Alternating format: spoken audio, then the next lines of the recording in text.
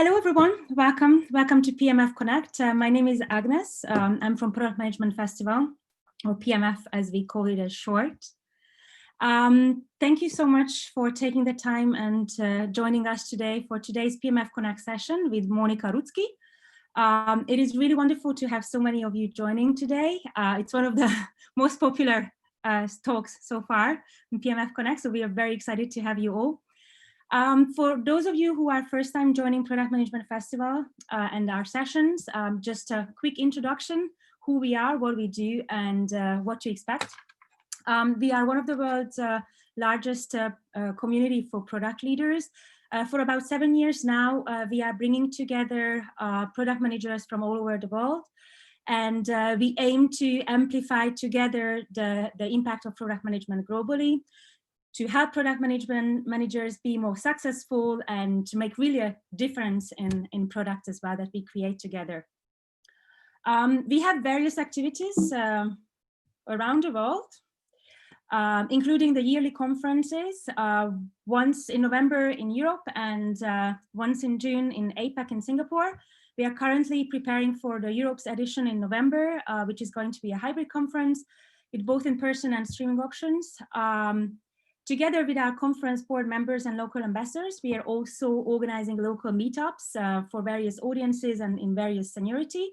We also have the PM nights under these local meetups, and we also have the so-called executive circles for CPOs, heads of products. Thanks to our collaboration with INSEAD, we also running the product management executive education on 3 campuses in San Francisco, Singapore, and in Fontainebleau in France.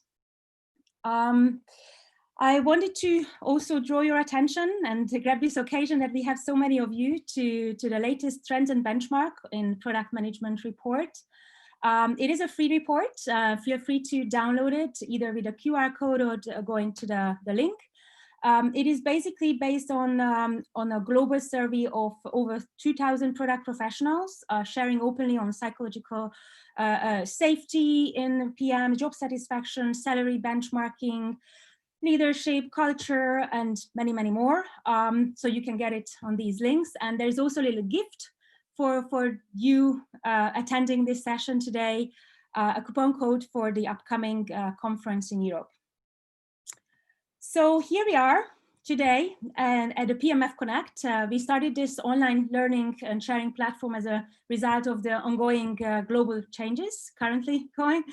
And today we have the pleasure to welcome Monika Rudzki, who is a PM at Google. And she has enormous passion. I vouch for that because I've been talking to her in the past days, and enormous passion for social impact and economic development. So she is the best person to talk to you about how to get involved and build products with keeping in mind SDGs. She has an engineering background and she is a true citizen of the world. She was born in Canada and then she has lived, worked and volunteered in Africa, Southeast Asia, and now she's currently based in Europe. In her current role, she's at Google, she's focused on offering new opportunities for small informal retail businesses to scale through the internet. She's also doing a lot of mentoring and coaching and has really a very open and kind personality. You will see when she starts presenting. And so I really encourage you to ask all your questions in the Q&A. You can already start typing during her presentation in the comments or a question and answers section of the Zoom, and we will tackle them after the talk. So Monika, this is me stopping and the floor is yours. So tell us about how we can build products for the Sustainable Development Goals. Thank you so much, Agnes. I will just share my screen.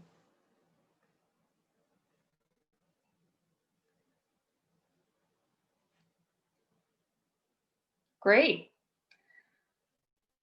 So in the year 2000, for the first time ever in history, 189 countries got together and wrote and signed the Millennium Development Goals, the first ever plan with a mission to eradicate poverty, setting out 8 goals that should be accomplished by 2015.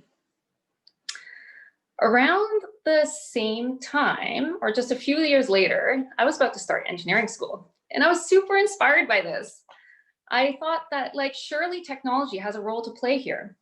So by the time I graduated, I was a little bit bored of the idea of a standard engineering job, and after many arguments with my father, I decided that I was going to dedicate myself to the Millennium Development Goals and eradicate poverty.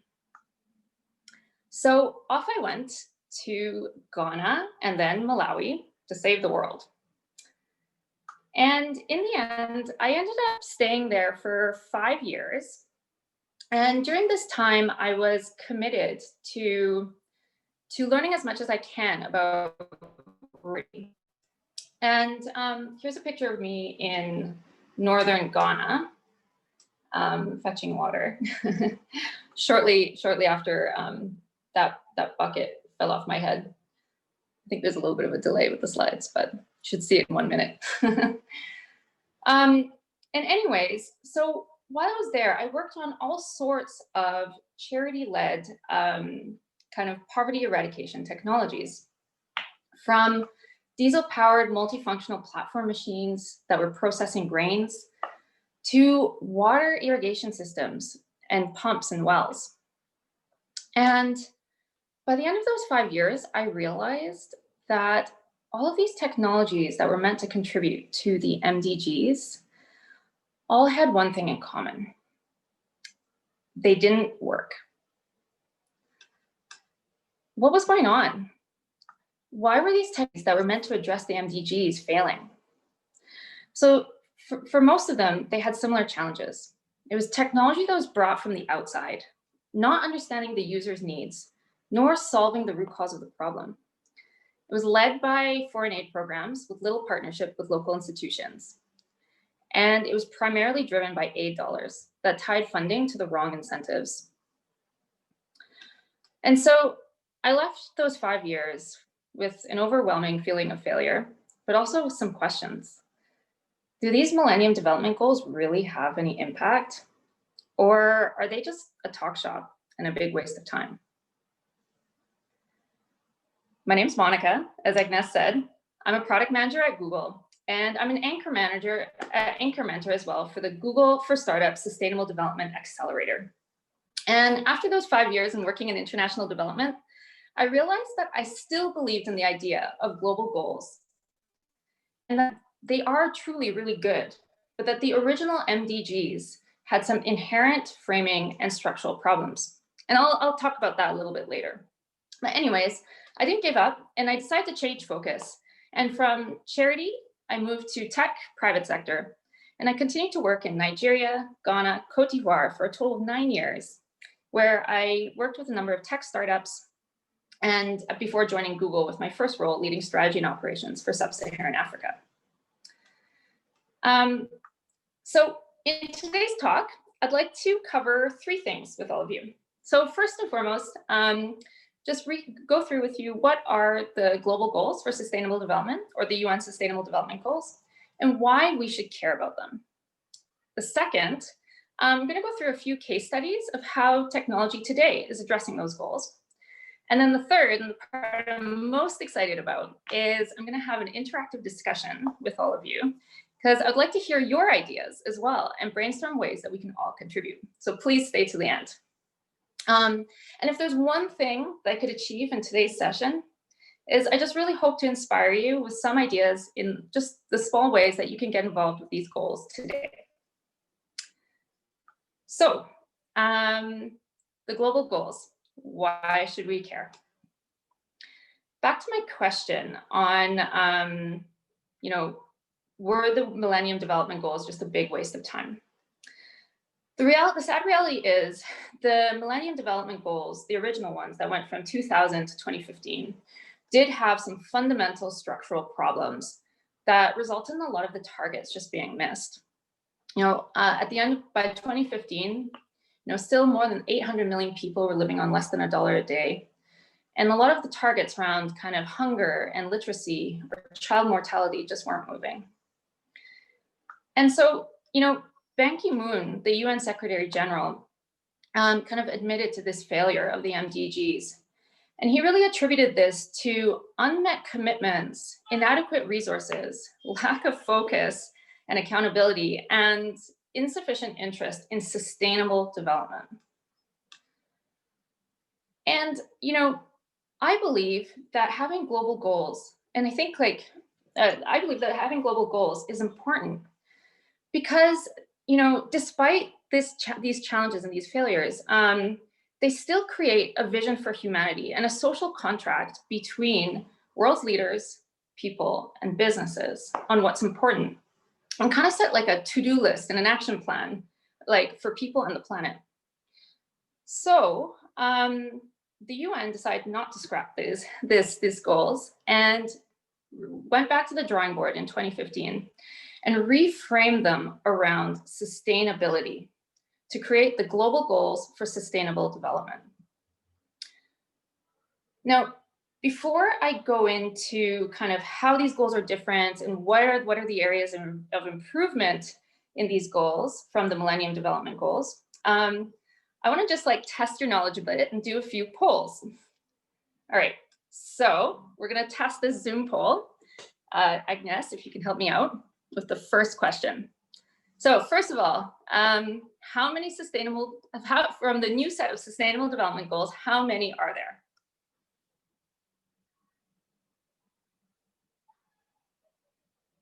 So when you get a minute, just click your answer.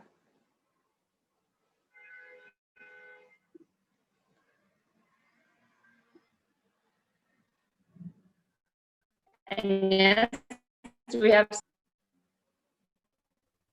Can you all see the poll? Because I can't seem to have any answers.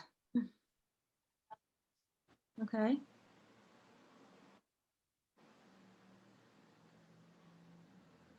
Okay. Okay, so people seem to be seeing it. Okay. So I'm going to end the poll. 3, 2, 1. And I don't have anything. I don't know why. There we go. No, we got some answers. Great. So I think a lot of people said 12. The correct answer is actually 17. And that's a big jump from Millennium Development Goals, which were 8. So this is one of the big difference between the MDGs and the SDGs, is that they're a lot more comprehensive. And yes, if you could put down the poll results, because I have a slide here. They're a lot more comprehensive because they cover a broader set of objectives from lots of different goals around environmental sustainability, inequality, infrastructure, and so many different aspects of poverty, health, education, and so on. So the next poll question, if you want to put it up, Agnes, question number 2.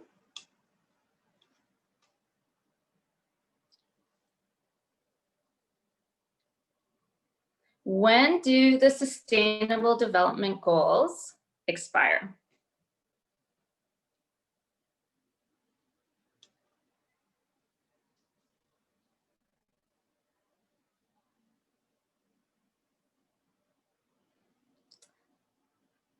Hopefully we get your answers this time.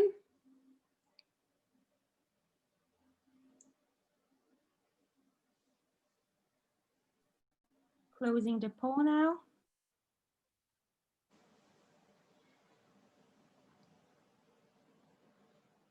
Great. Yeah, that's right. So 2030. So there's another set of 15-year goals. And I think the objective with this deadline is to put in place a deadline that, so that we can stay accountable to actually reaching these targets, but making it far enough out so that we see incremental change and measure it.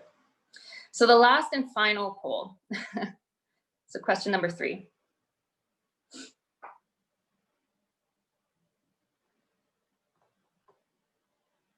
Do we have question number 3? Great. So the Sustainable Development Goals are based on 3 dimensions. Which of these, there's one of them, which of these is not included in the 3 dimensions of the Sustainable Development Goals?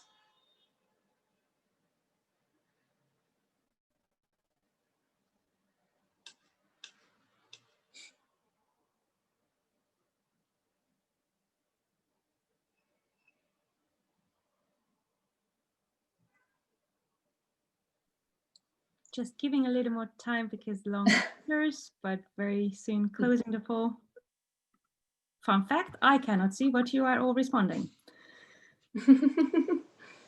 Okay, closing the poll now.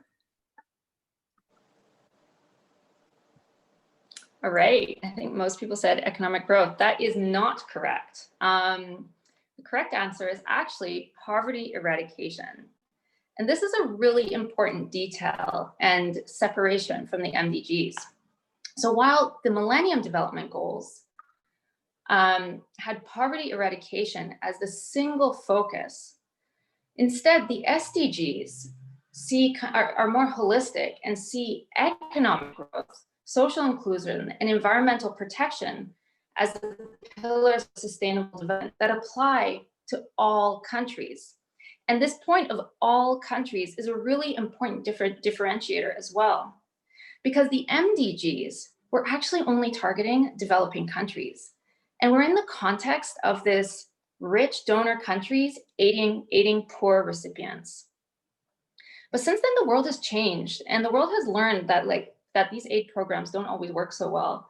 And foreign aid is no longer a focus.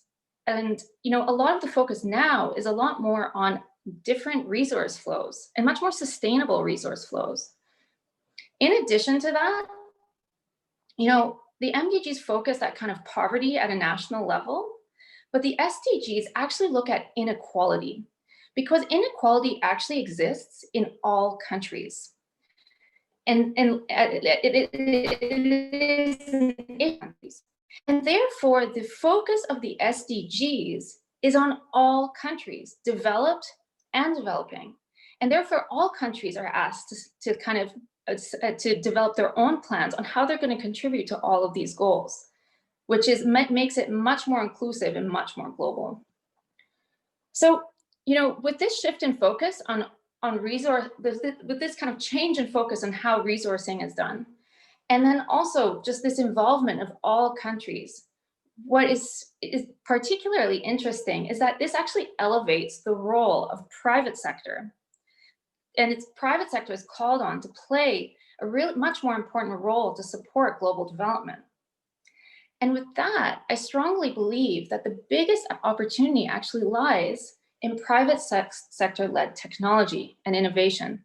And whether it's global or grassroots, these solutions that I think that can really accelerate progress on the SDGs.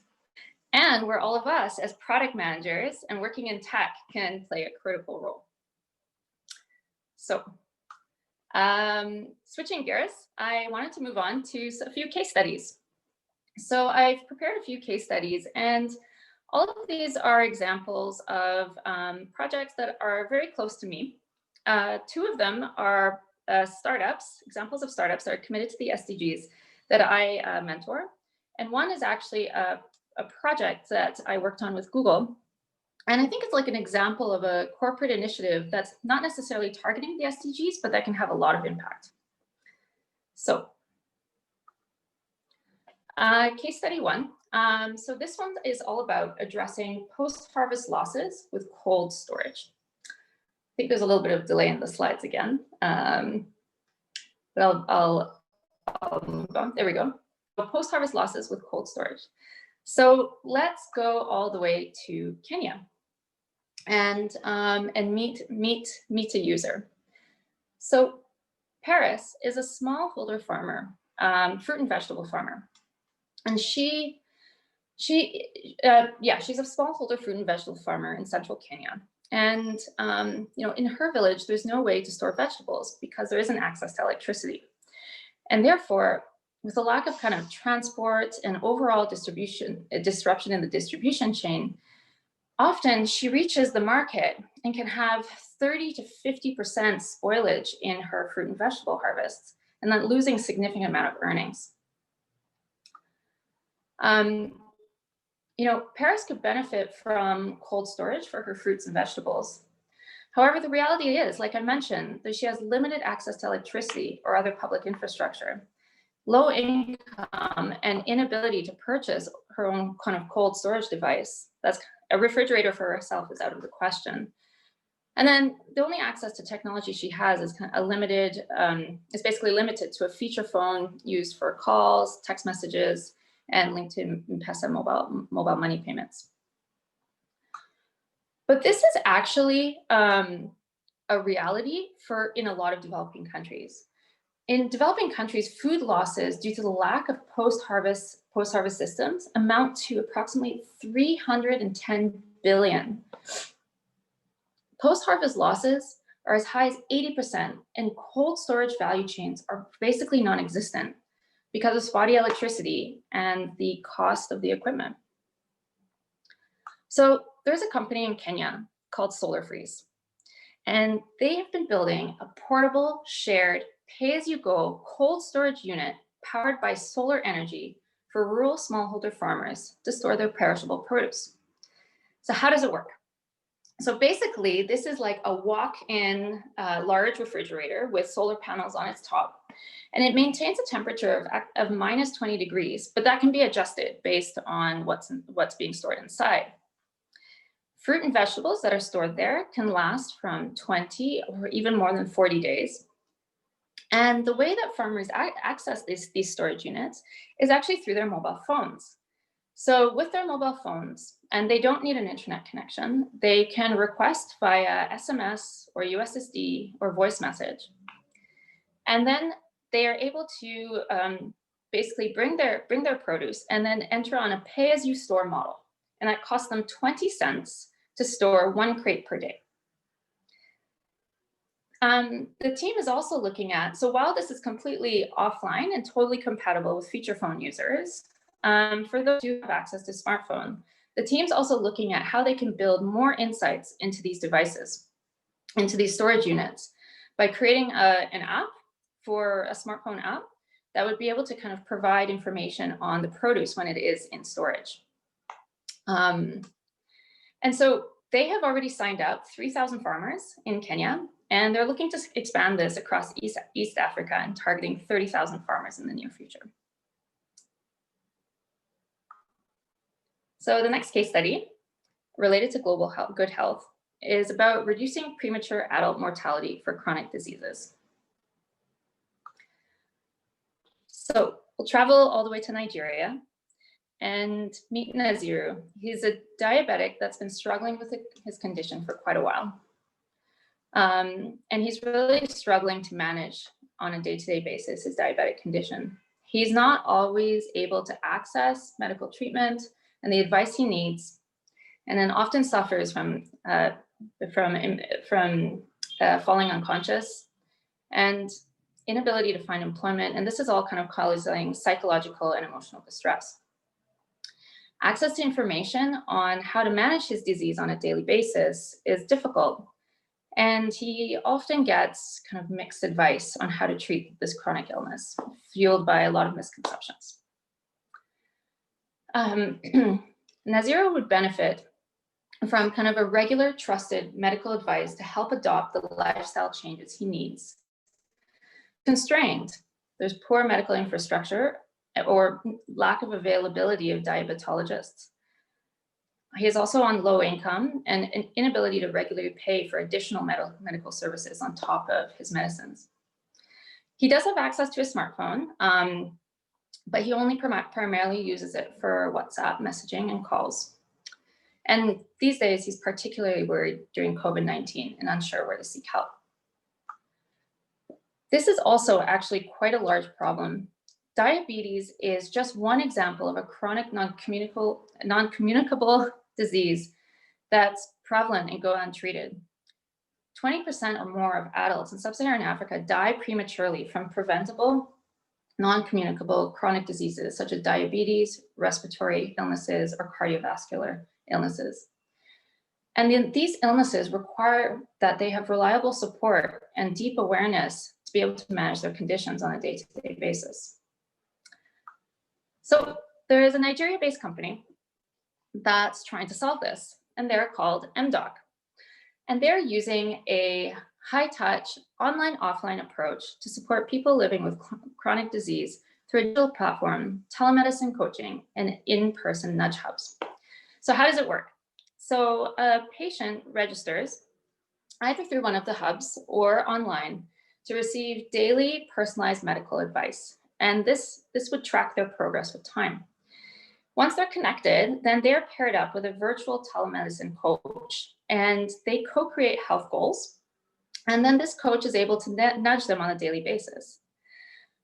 What's more is that because they're targeting kind of, the lower income population, they really need to meet them where they are. So the coach offers this support through WhatsApp, and in some cases Telegram. And but they also kind of offer some in-person hubs to be able to provide this advice. And so they're on a B2B2C subscription model, making it affordable for low-income users. And they've also been implementing a lot of COVID-19 information. So through a hotline and like in a platform with the latest information on it. And so they've been expanding really rapidly and have been signing up quite a few new customers through this program, and are looking to expand across sub-Saharan Africa. And so the last case study. So this is helping small informal businesses grow and achieve economic stability. So meet the user. Danny is a merchant in Jakarta that owns a small hardware store. He wants to expand his business, reach new customers, but doesn't know how. He relies on foot traffic and word of mouth to attract new customers, and he's worried that his customer base and sales are declining because of competition from online shops. Danny would benefit from easy-to-use digital storefront that can help him grow his business and communicate with customers, but he doesn't have an online presence. He uses his mobile phone only for WhatsApp, and he doesn't keep an inventory system, so most of his stock is recorded manually. He wants to be able to keep better track, to be able to show his customers any kind of new stock. And his shop doesn't have a physical address, and he wants to be able to let his customers know how to find him.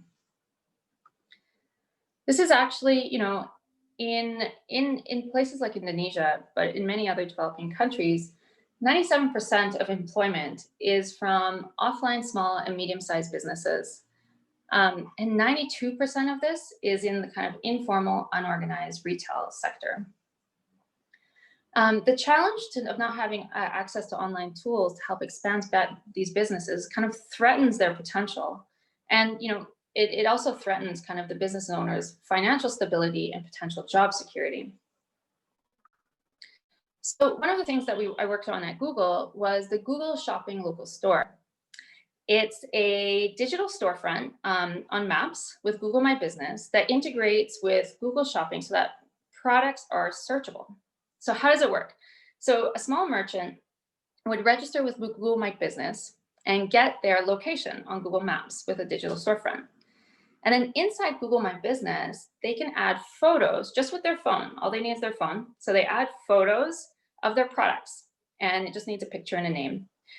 And once the storefront is created and pictures are uploaded, without them even knowing it, they are automatically searchable on Google Shopping.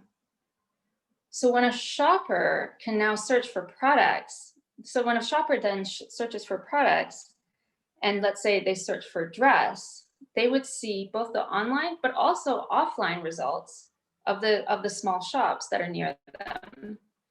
And then they would be able to also see them within the map and navigate to kind of who has the product that they're looking for, and be able to contact the merchant as well. And so like also the merchants are able to add like contact information and location, so it's easy for them to communicate with each other. And so, I mean, I think all this, the impact of this is now that, stores can grow their businesses and expand their customer base, and especially now during kind of these challenging times of COVID. So those are just a few small examples that I kind of had a personal connection with, but there are so many more examples of how technology and new products are solving for the SDGs. And just to name a few more, the geophone in India, providing access to the internet through kind of this low-cost smartphone. And what's particularly innovative is the voice activation through the Google Assistant, really kind of breaking literacy and digital literacy barriers as well. Moving over to the UK, there's a company called Ellipsis, and what they're focused on is identifying plastic and litter using AI imagery from cameras on drones, and then they're able to map where this plastic is in the oceans to quite a high level of accuracy. Wonder Tree is a company in Pakistan that uses augmented reality games to facilitate therapy and education for children with special needs.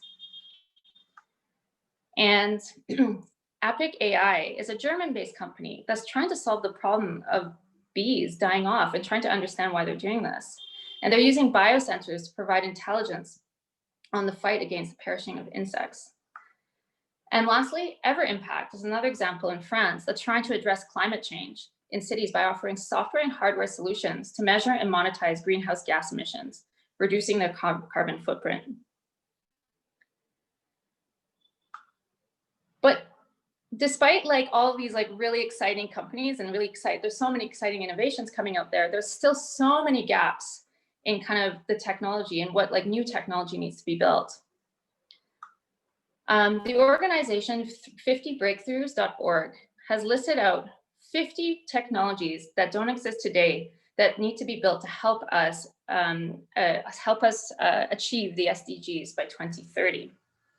Just one example of this is smart electronic textbooks that can dynamically adapt for different skill levels, language, and other specific needs to help us achieve our education goals. So with that, I want to move on to the last part of this talk, and that's the interactive discussion on different ways that we can contribute. So we're going to use a tool called Menti, and basically the way that we're going to do this, just a few questions. And basically the whole objective here is just to hear from you. First, what you're passionate about, what are some of your ideas on how you can solve that passion? And then what are some of the things that you can do today, late this year, and in 5 years? So let's start with this first question, just to kind of hear from you. What are some of the global problems or SDGs that you're most passionate about? So all you need to do is go to menti.com, use this code, and just start typing in whatever your passions are. And I'm just going to flip over to that so that we can start to see your results.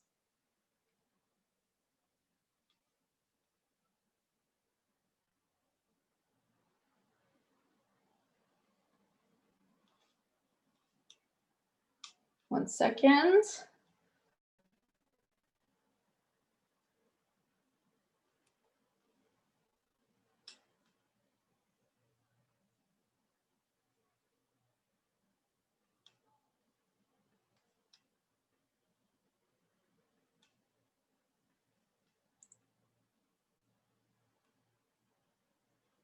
Okay, I'm just going to share my screen now.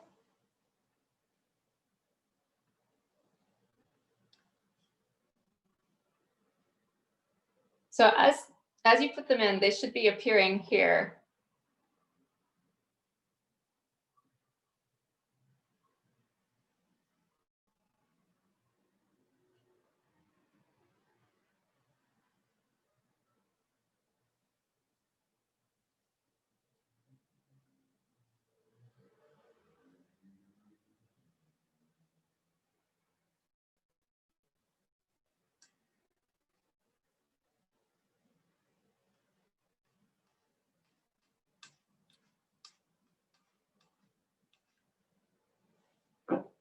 Wow, this is really cool.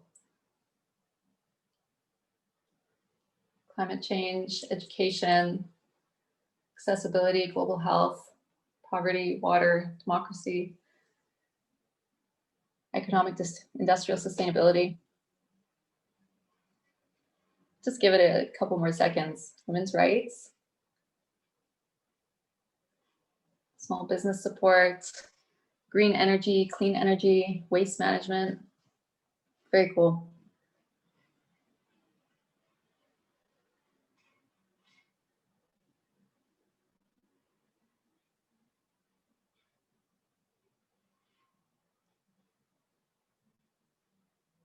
Wow. This is really great. So I think the next thing, like with some of these topics or issues or global goals that you care the most about, I'm going to move on to the next question, which is, oh, here we go. There's already some answers here, but let me actually clear this.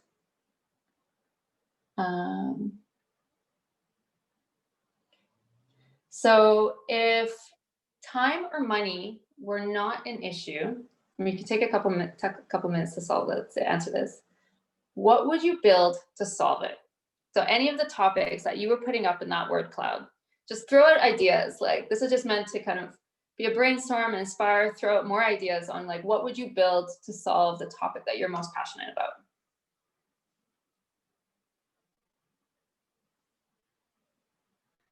And they should appear as you type them in.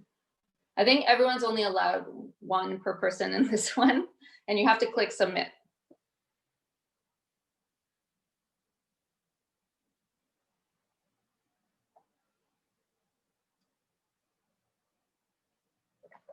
This is great. Clean transportation, energy solution, ultra long life energy storage, basic education or choice of it for everyone, free education, free schools, clean water, and desalination. Wow, a lot of education. This is really great. Accessible and personalized health services for everyone. Quality education, skills for the future, cheap green energy in households. Moving excess goods, medicine, food to places with demand, reducing waste of all kinds. Yes, definitely.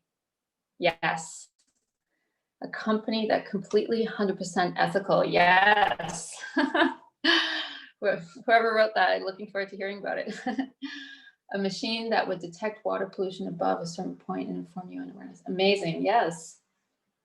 Mobile clinics for remote areas. Feature phone, accessible education content, improved data literacy. Education and clean water. Yep. Just give it a few more minutes if anyone wants to add any more. Access to quality unbiased systems that assist them in their needs. Yep. Build an effective global marketplace for buyers and sellers to come together for meaningful commerce. Excellent. Yeah. Kind of pushing economic development. All right. Any last ones? Any final ones? This is really great. Really great ideas. Love kind of like seeing this. A lot of themes as well, like a lot of common themes. Oh, more. A free or at least highly accessible education model that increases the quality of information taught and reduces the time needed to be in a productive age, focusing on practice rather than theory. Productive age of the population beginning at 23 years. Amazing. This is really, really great. Amazing. All right. So these are amazing ideas, great ideas, and so happy to see this level of passion as well. Making inaccessible things accessible through technology. Amazing. Yes. So we're going to move on to the last little part of this brainstorm. And I am just going to switch back over to the slides for 1 second.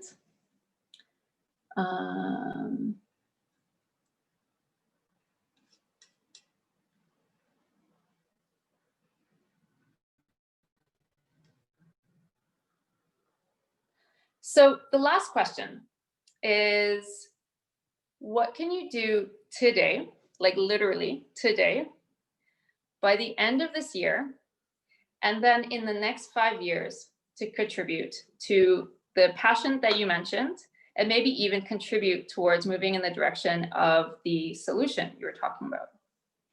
And just before we go back to the Menti, I'll share a few things for us, inspiration. But just some thought starters. But I really want to hear from you, because I think this is also meant for us to like share and inspire each other on different things that we can do. So today, some examples. Perhaps if you're working for a large company, find out where your company stands on the global goals and that are important to you. So what are they already doing? Or maybe email a startup that's working on something that you're passionate about. Or read blogs and news sites dedicated to the global goals to educate yourself further. or sign a pledge like climatevoice.org to show your commitment to that goal. Some examples for by the end of the year: maybe run a workshop with your coworkers or peers on the global goals and take your ideas to leadership. Or maybe start a fundraising campaign at work. Or maybe mentor a startup that's dedicated to a goal that's important to you. Or there's a lot of opportunities to join networks like the Global Innovation Exchange or the Sustainable Development Network. And then lastly, in the next 5 years, maybe build that product and that product that's dedicated to the goal that's important to you. Or, angel or seed invest in a startup that's working on something that's important to you. Or maybe do something more with your company, launch a corporate entrepreneurship initiative or a fund around the global goals.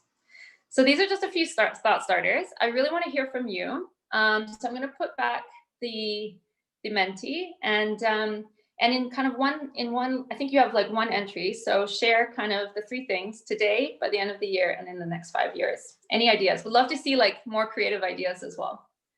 So I will go back.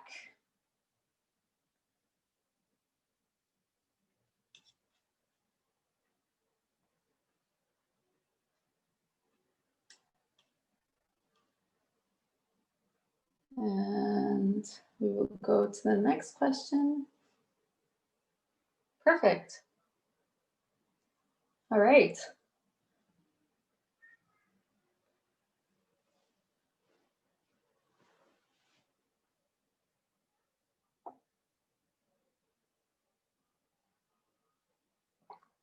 Any ideas?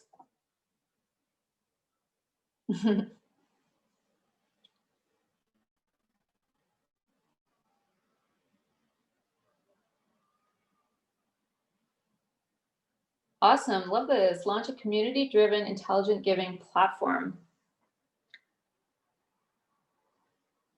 Imagine and create new learning spaces for children, young adults, people over 60, anyone. That's really cool. I love the like bringing together of like different age groups.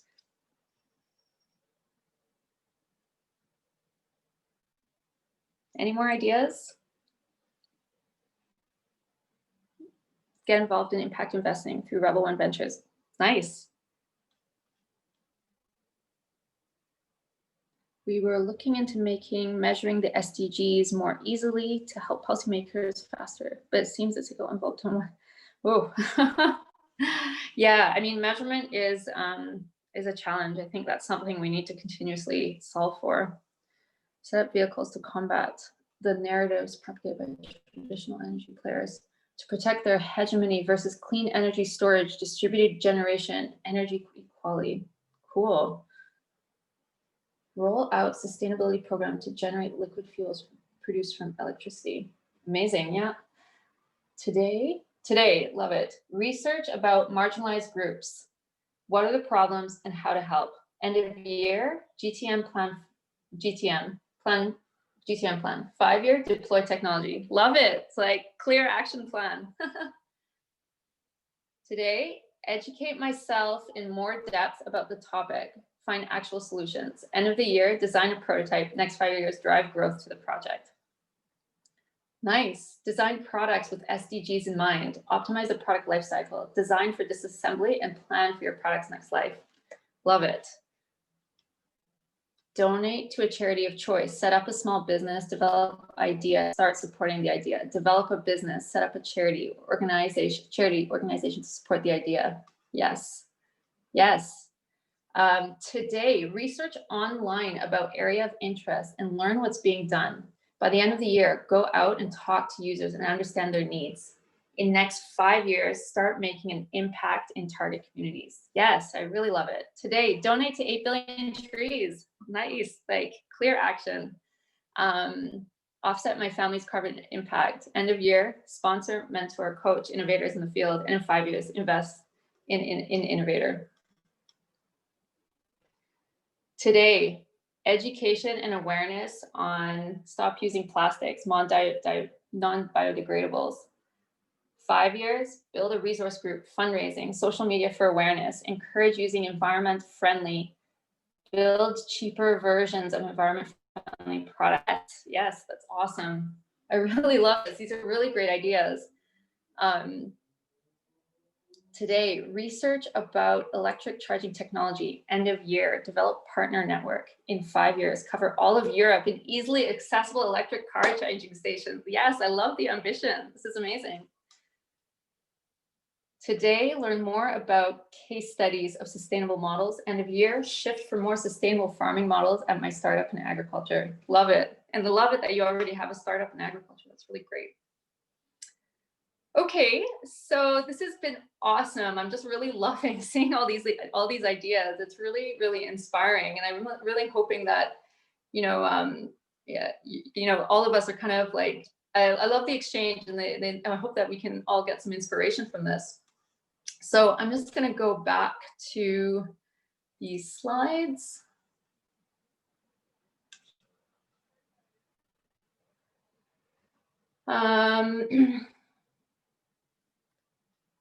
So I'm just going to wrap up with just a few, final words before we move over to questions. So yeah, I mean, love this last exercise. Loved kind of everything that you've shared. And I think one of the things, especially with the last question, that I was trying to get across is that getting involved in the SDGs isn't necessarily like about quitting your job or changing course. But people kind of often ask me, how do I know, like, if I do get involved, how do I know if I'm actually having impact or personal impact? And, my thinking on this is that it's actually not about quantifying your personal impact, but it's actually about the small actions that all of us can take and about impactful path that matters. So by taking the small steps to work on the things that you care about and pursuing an impactful path, you are by definition having impact. There's so many problems in the world, and there's absolutely not enough tech solutions to solve them. And there's an urgency for all of us to tackle them, whether it's small steps or big or small initiatives. The future ahead, there is a future ahead that we cannot grasp, and the pace of change is exponential. And I love this quote, which is, "The future isn't a place that we are going to. It's a place we get to create." So choose what you are passionate about and think about what are the small things you can do today, by the end of the year, or in 5 years. And it may not feel like you're changing the world immediately, but if we all push ourselves to get involved, even just a little bit, and follow your own unique, impactful path, then we can all together achieve the UN Sustainable Development Goals. So that's it. Thanks, guys. I'll hand it over to questions.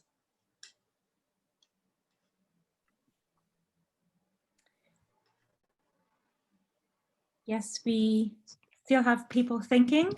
We have already one question from Marco Parillo. Would you like to unmute yourself? Because we are still collecting the questions, so we have time to have a discussion.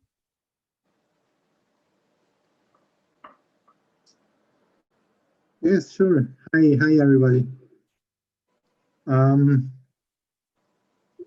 need to find out what my question was. I think it was kind of, if you think back to your time in Africa, what really needs to be done to have an impact. If we think it big, if we really want to have an impact, what's missing? What needs to be done? Wow, that's a really big question, and I don't think there's like one silver bullet. Yeah, for sure not. Yeah. But one of the things that I do think, yeah, but I think there's a few avenues. Like just again, no silver bullet. I think from a technology perspective, and this is something that we were working on with Google, but it's just actually improving internet access is a big one. And if you compare what's happened with internet in India, and I don't know how many of you here are familiar with like the Reliance Jio story. Basically, it was a company that set up a mobile network and offered it basically at a very low cost and completely disrupted the internet internet ecosystem in India. Like if we could replicate that in Africa, because today the cost of accessing the internet is still quite exorbitant. And of course it's different in different countries and it's improved a lot. So last time I checked in Nigeria, like it's gone down, I think, to about equivalent of $3 per gig or something like that, but it's still extremely inaccessible for the average person. In South Africa, it's really expensive. It's something around $10 per gig, which is like more than the UK, right? Which kind of basically creates a barrier of like a huge segment of the population that can't even access the internet. And so just basically doing more around kind of fiber infrastructure, deep sea cables, creating kind of more partnerships between telcos to basically lower the cost of internet, or just disrupting in some way, perhaps in a Reliance Jio style of just coming in and offering a really low price. I mean, I think that could have incredible impact on just like access to information and like, positive growth on the continent. Yeah, cool. Thank you. Thank you, Monica. We have a lot of questions, but I would like to keep going on asking people to unmute because themselves, because it's also an opportunity for them to network and then get involved and like express themselves. So what I have here is the next one. It's a very concrete from Nisa.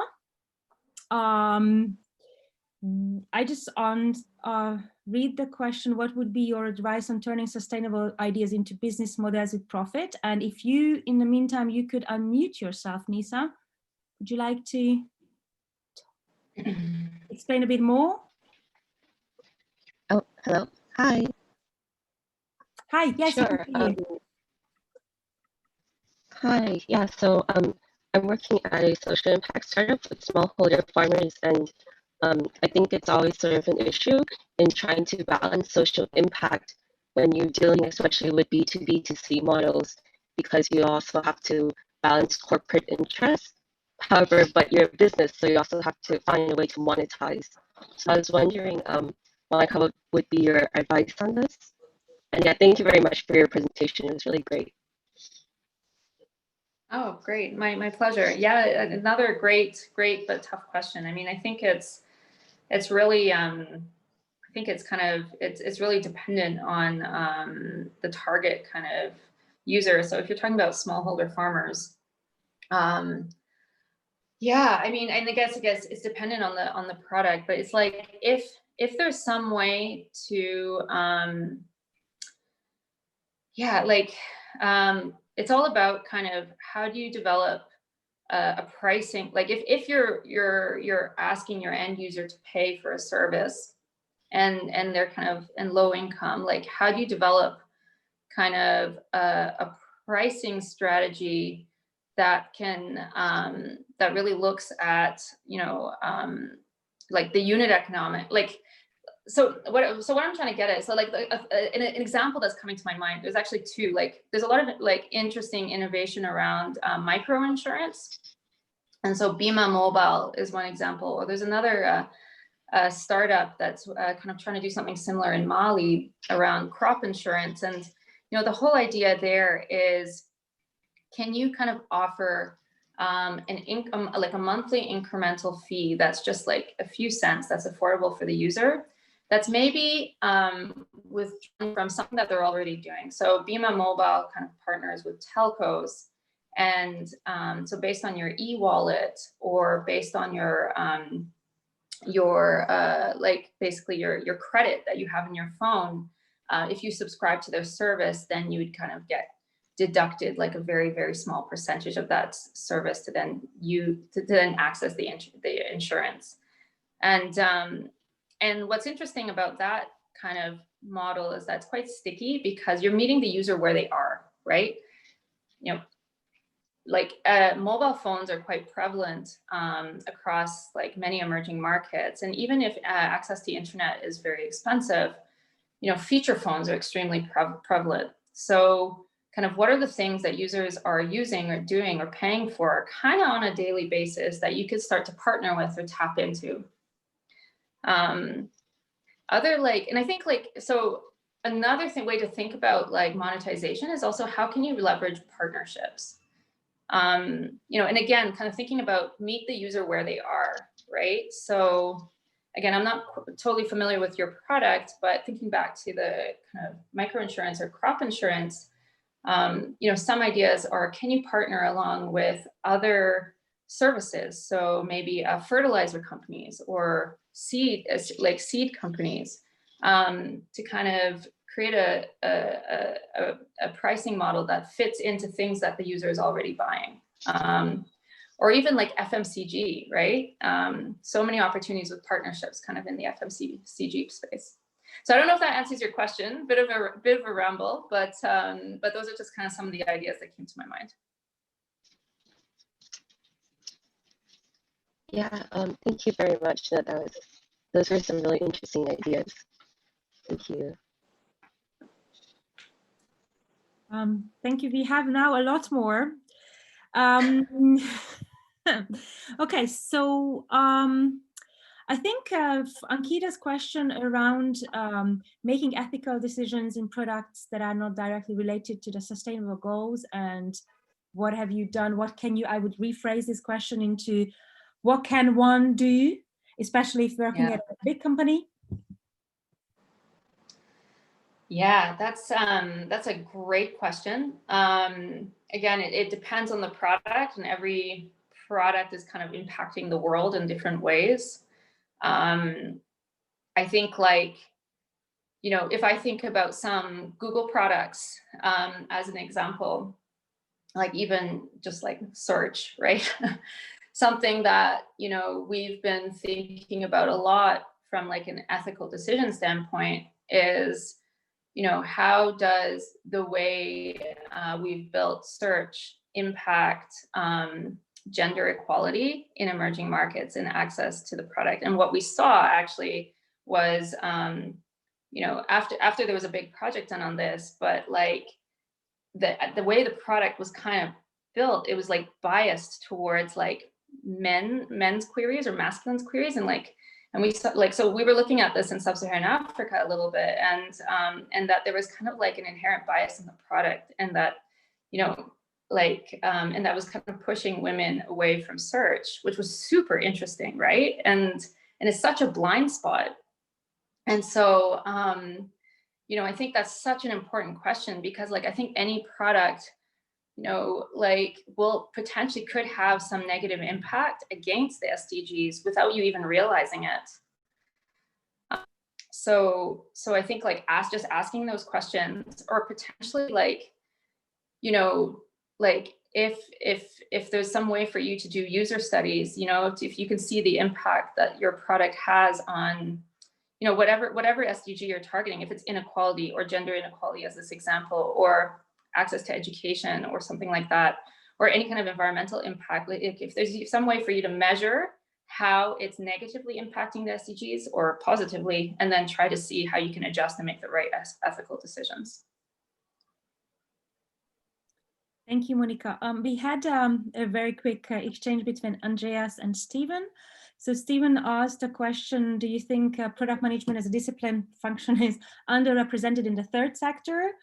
With which Andreas was agreeing. I actually wanted to ask Stephen if he wanted to unmute himself, just because I wanted to understand the third sector better, because it could be meant in many ways, and maybe it's something that you want to expand on. Yeah, hi, thank you. Yeah, I just meant non-governmental, not-for-profit, if that makes sense. Yeah. So the question is, how does product, like, so remind me the question? Whether product management as a function, as a role, as a discipline, call it what you want, is somehow not represented enough, so people not using enough of the models or frameworks or processes that we've got, or just not hiring enough people who've got the exposure to product management, I suppose. Yeah. Absolutely, 100%. Like, I think there's a big need for more product management in the not-for-profit and NGO sector. Yeah, both from just like, you know, like because I truly believe that, like, even in what you call the third sector, you know, as we move forward into the future, the need for technology is just going to grow exponentially, right? And so I absolutely like, and if we don't bring more product managers into the not-for-profit sector, then I think, you know, that's would potentially, you know, limit their impact. So again, it like really depends on the sector, what you're trying to solve, but I really genuinely believe that technology is going to play a bigger and bigger role, and like they'll definitely need product managers moving into that sector. Okay, thank you very much. The follow-up to that would be, how can we deal with that problem? But I can leave that. Yeah. I mean, I've also like put my email here and my LinkedIn. Feel free to connect. If like, I love brainstorming these things. So if you want to follow up with any more questions, I'm happy to answer. Thank you. Okay, so I see there are still a lot of people connected, and originally we planned to have the session until around now, but I say that we go on with the questions if you're still available, Monica. And sure, for a few more minutes. And then for those who will not have their questions answered, then you can reach out to Monica privately, or Yeah, I please do. Andreas is doing some coaching in this area as well. So it's, our purpose is also to connect people together. So just feel free to reach out. I have, are you reading the chat, Monica? Do you want to pick, or do you want me to pick? I'm not in the chat, so okay. Feel free to pick. Maybe I can open it. Go ahead. Okay. Owen, are you still connected? I don't know if you're still connected. No, maybe not. Yeah, Owen is no longer connected. Okay, so then we take someone else's question who is still connected. So Nicolina, do you want to unmute yourself? You really liked the presentation. Hi, I'm Nicolina. Hi, Monica. I really did like your presentation. That's not a lie. Nice. I have a question for you. Oftentimes sustainability projects don't work because of the sheer complexity of them, because of all the different moving levers, and the system is this complex because of all the stakeholders. And it's been in my experience, Yes. like in all over the world, actually. And I'm just wondering, do you have any tips for us on how to handle this complexity of these moving levers and these huge systems and all the stakeholders? How, because actually, if you look at just like, you know, simple economic models, the ones that are running our economies, they're reductionist by default, by definition. And sustainability requires different skills, different understandings, different vision, and it's just so complex. What can you say to that? Yes, great question. A really tough question again. Yeah, I mean, it's tough. And I think, you know, I'm trying to think of you know, I strongly believe in this case, you know, one of the sustainable development goals is actually basically on kind of creating a platform for partnerships. And I think that's really speaking to kind of how can we see more collaboration between different stakeholders and have the right frameworks and channels in place to ensure that collaboration, whether it's like public-private partnerships or what have you. I think also there's like a need for kind of joint commitments and even like private partnerships. And we've started to see that a little bit about kind of companies stepping up a bit more, jointly committing to sustainability. So like, you know, I think there was, what was it, just released last year with a number of companies kind of committing to, you know, this idea of triple bottom line of kind of, you know, including sustainability in their reporting and things like that. But it's tough, right? Because like, how do you ensure accountability in that? And so, you know, and I think that there are a few organizations that are really putting a big effort to try to kind of create transparency, to try to also facilitate these greater partnerships.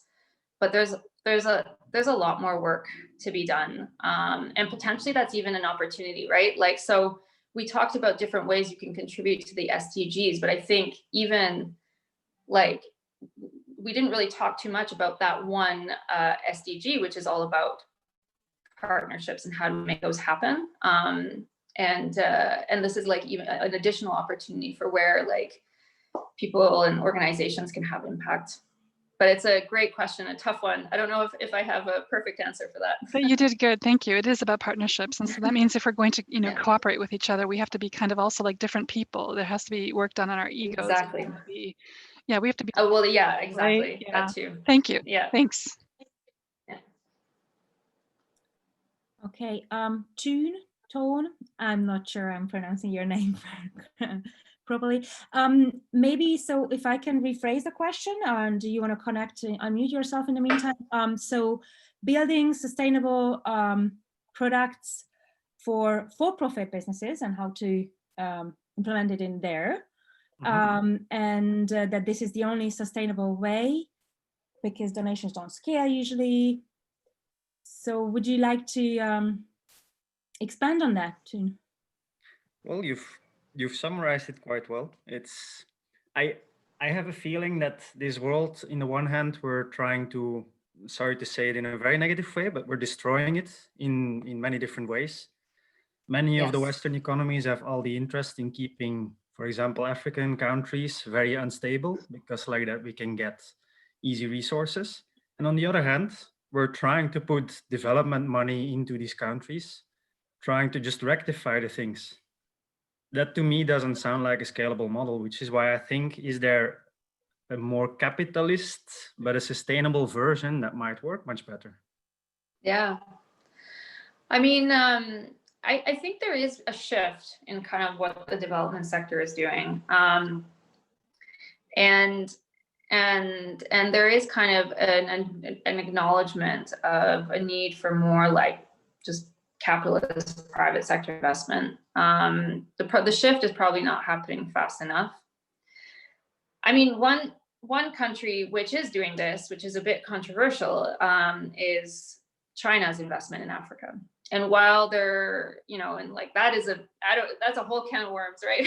And wouldn't want to get into a debate on that now, but some of there's kind of definitely pros and cons to that, but some of the stuff that they're doing, for example, around, the infrastructure projects on, in kind of unlocking the road network within kind of Central Africa and kind of, opening up these countries so that there can be freer trade between them and more movement of goods between these different countries. Again, like there is an incentive there, right? But there is a positive impact of kind of some of these approaches, right? Because I think, going back to the question on like what does Africa need? I mean, again, there's no silver bullet, but like one of the biggest challenges with the continent is just there's still like there's so little regional trade, right, between countries,